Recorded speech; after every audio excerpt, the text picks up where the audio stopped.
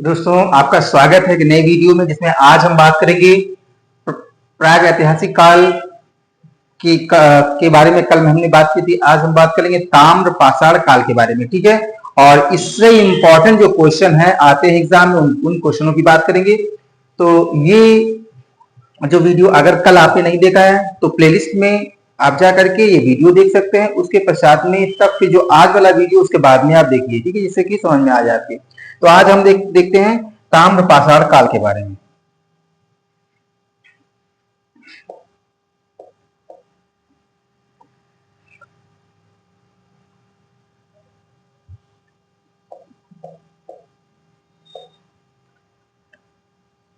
तो ताम्र पाषाण काल के बारे में यानी चालकोलिथिक पीरियड के बारे में बात करेंगे। तो जो चालकोलिथिक पीरियड है वो 3500 ईसा पूर्व से लेकर के 1000 ईसा पूर्व तक इसका समय माना जाता है। ठीक है, कब? यानी 3500 ईसा पूर्व से लेकर 1000 ईसा पूर्व का जो समय है वो ताम्र पाषाण काल कहलाया। और इस काल में जो मानव है वो पहले पत्थरों का यूज करता था, लेकिन तांबे की खोज हो जाने के बाद में मनुष्य ने जो पत्थर के औजार थे उन पत्थर के औजारों पर तांबे की प्लेट लगाई, जिससे कि वो जो औजार थे और धारदार हो गए, जिससे कि शिकार करना बहुत ही आसान हो गया, जिससे कि वो अपना जो भोजन था वो आसानी से प्राप्त कर सकते थे। तो ये आज हम बात करेंगे ताम्र पाषाण काल की। देखिए, ताम्र पाषाण काल है उसमें जो तांबा और जब पत्थर के औजार बनाए जाने लगे और उन पत्थर के औजारों पर आगे नुकीले धारदार तांबे का यूज किया जाने लगा, उस काल को कहा गया ताम्र पाषाण काल। ठीक है, तो देखिए कि मनुष्य ने सबसे पहले तांबा धातु का प्रयोग किया। तो मनुष्य ने सबसे पहले किस धातु का प्रयोग किया? तो तांबा धातु का सबसे पहले प्रयोग करना प्रारंभ किया मनुष्य ने। ठीक है, तांबे का जो सर्वप्रथम प्रयोग माना जाता है वो 5000 ईसा पूर्व किया गया था। बताया गया कि जो तांबे का जो प्रयोग किया गया वो 5000 ईसा पूर्व पहले किया गया था। ठीक है, एक स्थान है महाराष्ट्र में, एक स्थान है दहमाबाद, जो कि एग्जाम में काफी बार आया हुआ है। दहमाबाद में तांबे का रथ प्राप्त हुआ है।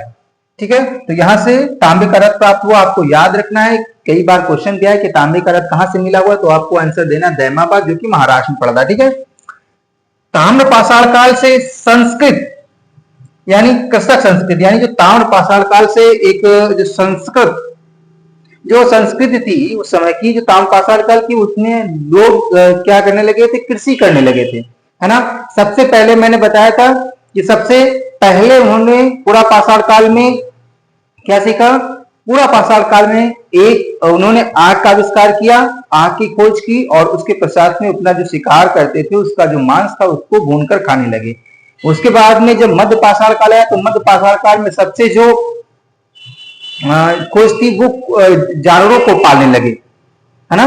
पालन यानी वो पशुपालन करने लगे। और जब उसके पश्चात में जब समय आया तो उन्होंने फिर खेती करना प्रारंभ कर दिया, है ना। और पहिए का आविष्कार किया।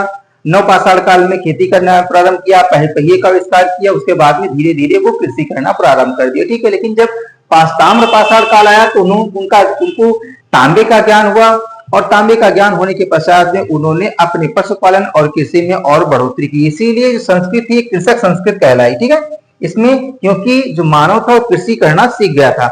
ताम्र पाषाण काल में गाय, भैंस, बैल, बकरी, कुत्ता, सुअर, इस प्रकार का पशुपालन प्रारंभ हो गया था। ठीक है, इसके अतिरिक्त ताम्र पाषाण काल में फसल क्या थी? तो गेहूं, धान, ज्वार, बाजरा, मसूर, इस प्रकार की जो अनाज थे, अनाजों को भी मनुष्य उगाने लगा था। ठीक है, तो धीरे धीरे देखा गया कि मनुष्य में सुधार आता गया।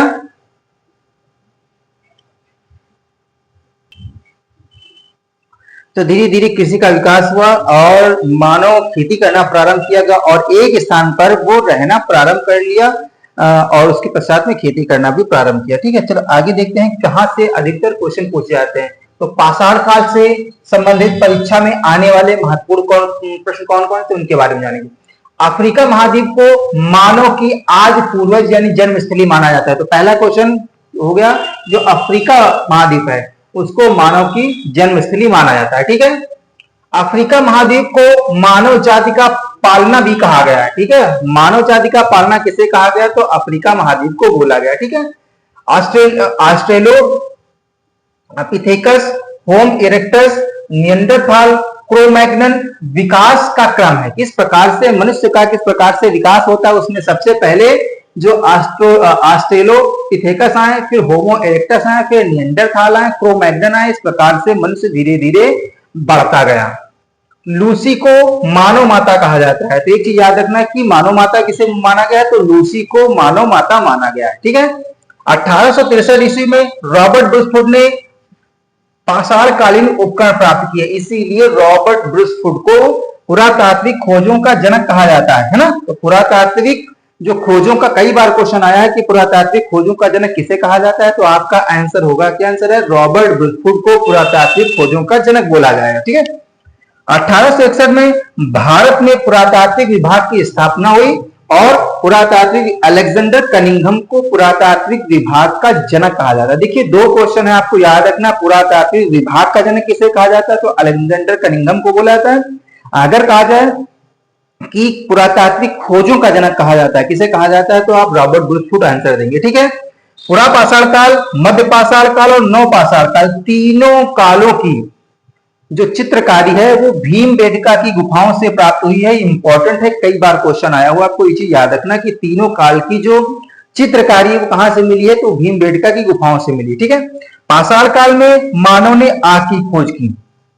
तो याद रखना जो पाषाण काल था, यानी जो पूर्व पाषाण काल था, ठीक है, पूरा पाषाण काल जिसे बोलते हो, उसमें ही मानव ने आग की खोज कर ली थी। उसके बाद में दूसरा नंबर क्या था, तो मध्य पाषाण काल में उसने पशुपालन करना प्रारंभ किया। उसके बाद थर्ड स्टेज है नव पाषाण काल में उसने कृषि प्रारंभ कर दी, है ना। उसके बाद में ताम्र पाषाण काल आया। तो इस प्रकार का क्रम रहा। मध्य पाषाण काल में पशुपालन के साक्ष्य मिलते, तो बताया गया मध्य पाषाण काल है, इसमें पशुपालन के धीरे धीरे साक्ष्य मिलने लगे और मध्य पाषाण काल में ही मानव अंतिम संस्कार करना सीख गया था। ठीक है। नव पाषाण काल में कृषि के साक्ष्य मिले हुए। देखिए क्रम कई बार आप लोग भूल जाते, तो याद रखना सबसे पहले जो पूरा पाषाण काल था उसमें मनुष्य ने क्या किया, आग की खोज की और उसके बाद में अपने शिकार को भूनकर खाने लगा। फिर आया कौन सा, मध्य पाषाण काल। मध्य पाषाण काल में सबसे जरूरी क्या हुआ, तो उसमें उसने पशुपालन करना सीखा। ठीक है। फिर नव पाषाण काल आया। नव पाषाण काल में कृषि के साक्ष्य मिलते हैं। ठीक है। तो ये चीज याद रखना है। चलिए और आगे देखते हैं। तो यहां से काफी क्वेश्चन पूछे जाते हैं, इसीलिए इन क्वेश्चनों को हमने डिस्कस कर लिया। अब हम क्या करेंगे, कुछ एमसीक्यू टाइप क्वेश्चन जो कि बार बार एग्जाम में पूछे जाते हैं, उनको हम लोग सॉल्व करेंगे। ठीक है। चलिए देखते हैं।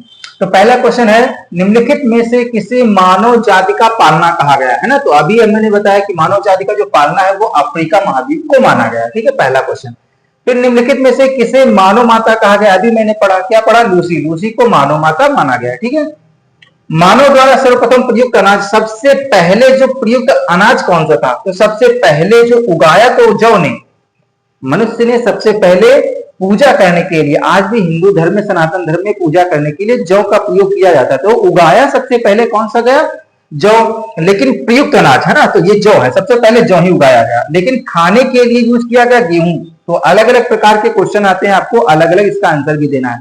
अगर सबसे पहले कौन उगाया गया, तो उगाया गया जौ, लेकिन खाने में प्रयुक्त क्या किया गया, तो वो प्रयोग किया गया था गेहूं। मानव समाधान, ठीक है, जो मानव समाधान में कुत्ते दफनाए जाने के साक्ष्य कहां से मिले हुए, काफी बार क्वेश्चन आया हुआ, आपको याद रखना, जो कुत्ते दफनाए जाने के साक्ष्य मिले हुए हैं वो कश्मीर में, जम्मू कश्मीर में बुजहोम क्या था, तो जो पहले के मानव थे वो गड्ढा खोद करके उसके अंदर निवास करते थे। तो इस प्रकार के उसको घर को बुजहोम बोला गया। और बुजहोम में कुत्तों के मालिक के साथ में कुत्ता दफनाए जाने के साक्ष्य मिले हुए। ठीक है। तो क्वेश्चन नंबर 4 का सही हो जाएगा ए। चाक का आविष्कार किस काल में हुआ, है ना। तो चाक का आविष्कार पूछा गया किस काल में। देखिए चाक का आविष्कार, देखिए ऐसे आपको याद रहेगा, सबसे पहले नव पाषाण काल में, पूरा पाषाण काल में मनुष्य ने आग की खोज की। मध्य पाषाण काल में पशुपालन करना प्रारंभ किया। ठीक है। और नव पाषाण काल में चाक का आविष्कार हुआ, क्योंकि उसी समय सामान को, यानी कृषि होने लगी थी, खेती होने लगी थी, तो सामान को, और हमारे पास पशुपालन, जो मनुष्य पशुपालन भी करना सीख गया था, तो इसलिए एक स्थान से दूसरे स्थान को सामान ले जाने के लिए बैलगाड़ी की आवश्यकता पड़ी और धीरे धीरे मनुष्य ने चाक का निर्माण किया। तो कब निर्माण किया था? तो नौपाषाण काल में। ठीक है, इंपॉर्टेंट है, आंसर नंबर इसका हो जाएगा सी। ठीक है, तो ये चीजें इंपॉर्टेंट है, काफी बार क्वेश्चन आए हुए हैं। भारतीय उप महाद्वीप में कृषि के साक्ष्य कहाँ मिलते हैं, है ना? तो अगर आपने पहला वीडियो देखा है तो आपको आसानी से पता होगा कि जो कृषि के साक्ष्य कहाँ से प्राप्त हुए। तो कृषि के साक्ष्य प्राप्त हुए दोस्तों मेहरगढ़ से। मेहरगढ़ कहाँ है? बलूचिस्तान पाकिस्तान में, जो कि प्राचीन काल में भारत उपमहाद्वीप का ही हिस्सा था। ठीक है, तो मेहरगढ़। ठीक है, याद रखना यहाँ पर क्या मिला हुआ है? चावल की भूसी के साक्ष्य मिले हुए हैं। तो इस प्रकार से पूछा गया कृषि के साक्ष्य कहाँ मिले हुए? तो सबसे पहले मेहरगढ़ में मिले हुए थे। इसके अतिरिक्त इलाहाबाद में, लिखैया में मिले हुए हैं, है ना? तो काफी स्थानों से इसके साक्ष्य मिले हुए हैं। तो यहाँ पर जितने भी क्वेश्चनों का समावेश किया गया सब इंपॉर्टेंट है और क्वेश्चन आए हुए हैं। ठीक है, और देखते हैं भारत में प्रागैतिहासिक काल में मानव का प्राचीनतम जीवाश्म में कहा मिला हुआ? सबसे पहले जो प्राचीनतम जो मिला हुआ था वो मिला था हथनौरा में। ठीक है, हथनौरा में प्राचीनतम जीवाश्म कहाँ मिला हुआ? सबसे पहले मिला था हथनौरा में। उसके बाद सराय नहर भी मिला, दमदमा भी मिला, सब कहीं पर मिला, लेकिन सबसे पहले मिला था हथनौरा में। ठीक है, क्वेश्चन नंबर 8 में पूछा गया पुरापाषाण काल के आदि मानव का मनोरंजन का साधन क्या था? तो मनोरंजन का साधन शिकार था उनका। ठीक है, उस समय घुड़सवारी, संगीत ये कुछ नहीं था, क्या था? शिकार था। ये इंपॉर्टेंट है, ये क्वेश्चन आया हुआ है।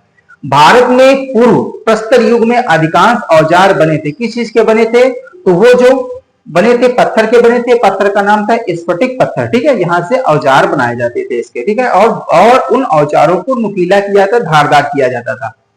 सोहन संस्कृत किस संस्कृत का दूसरा नाम? इस संस्कृत का, सोहन संस्कृत का दूसरा नाम क्या है? तो सोहन संस्कृत जो पाई गई थी वो पुरापाषाण काल में पाई गई थी ना। चौपर चापिंग यानी चौपर चापिंग औजार उस समय थे। ठीक है, तो इसीलिए जो पतले नुकीले धारदार हथियार बनाए गए थे उसको बोला गया। तो ये जो संस्कृत पाई गई थी वो पुरापाषाण काल की संस्कृत है। ठीक है, ये इंपॉर्टेंट है, याद रखना आपको। उच्च पुरापाषाण कालीन हड्डी की बनी मात्र देवी की प्रतिमा कहां से प्राप्त हुई है? ये प्राप्त हुई है उत्तर प्रदेश की बेलन घाटी से प्राप्त हुई है। ठीक है, इंपॉर्टेंट है, आपको चीज याद रखना, बेलन घाटी से प्राप्त हुई है। भीमबेटका किसके लिए प्रसिद्ध है? तो अभी हमने बात की, जो भीमबेटका है वो गुफाओं के लिए, यानी जो चित्रकारी है। एक गुफा है और उस गुफा में पुरापाषाण काल, मध्यपाषाण काल और नवपाषाण काल, तीनों कालों की चित्रकारी इसमें देखने को मिलती है। ठीक है, तो ये इंपॉर्टेंट है, ये सारे क्वेश्चन बहुत इंपॉर्टेंट है। इस वीडियो को आप लगभग 2 बार देखिए, उसके बाद में आपका ये पूरा कॉन्सेप्ट क्लियर हो जाएगा और सारे क्वेश्चन आपको याद हो जाएंगे। ठीक है, तो ये वीडियो यहीं तक। वीडियो कैसी लगी? अगर वीडियो अच्छी लगी हो तो कमेंट के माध्यम से अवश्य बताएं। और अगर अभी तक आपने चैनल को सब्सक्राइब नहीं किया है तो चैनल को सब्सक्राइब कर लीजिए, क्योंकि ये आने वाली वीडियो जो है वो बहुत ही इंपॉर्टेंट है, जिसमें हम प्राचीन कालीन इतिहास, मध्यकालीन इतिहास और आधुनिक कालीन इतिहास, इसके अतिरिक्त जो ज्योग्राफी की इंपॉर्टेंट वीडियो है वो भी आपके लेकर आएंगे। तो देरी न कीजिए, चैनल को सब्सक्राइब कीजिए। मिलते हैं अगले वीडियो में। ठीक है।